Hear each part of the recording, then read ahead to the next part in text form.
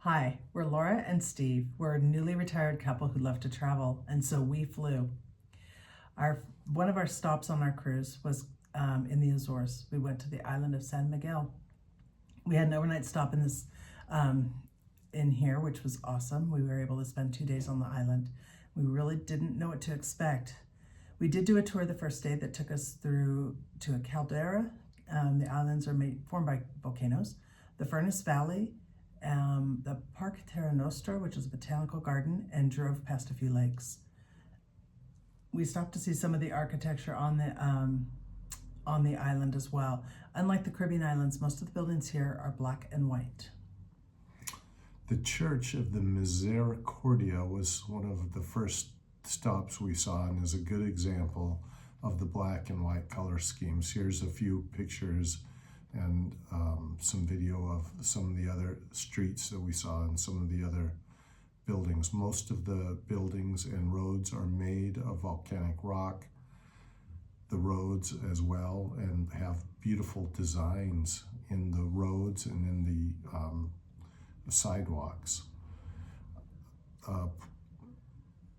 Let's see, we also saw Portas da Cidade, the monument greeting you to the city hall, the fountain, and many of the narrow streets. We also stopped at the caldera and were able to get out and take pictures of the green valley below. We were amazed how beautifully green this island was, and the Furnace Valley below. And from that vantage point, the Furnace Valley looked like a small gray square. Nothing at all like Yellowstone hot pots that we visited in the past.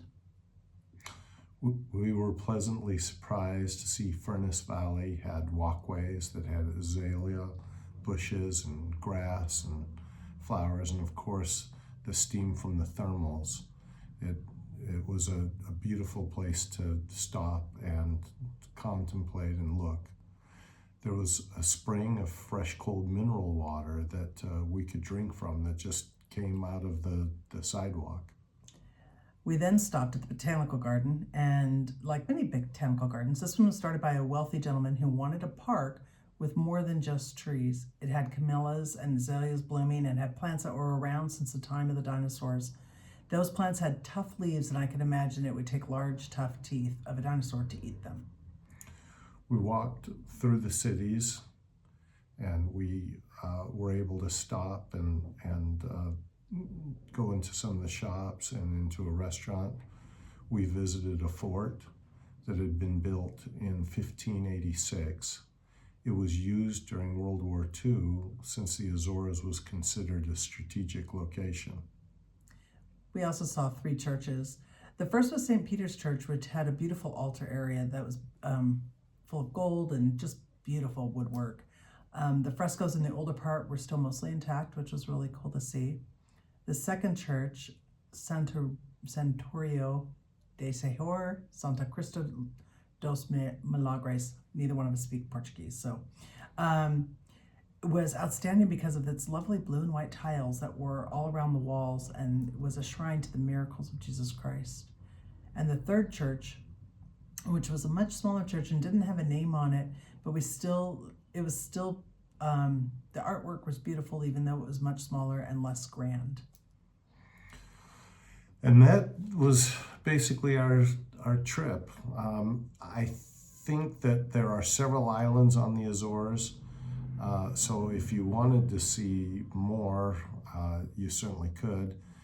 Do you feel like we got a good view of that island at least? Yeah. I mean, it was a beautiful island. I would highly recommend it.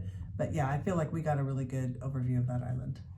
Yeah, I don't know if we need to go back. I do know that cruise ships stop at other ports there. I don't know how many ports are used, how many islands you can visit on a cruise, but I thought a cruise stop was the right amount of time. It was the perfect amount of time. It really was. Well, until next time. Thanks.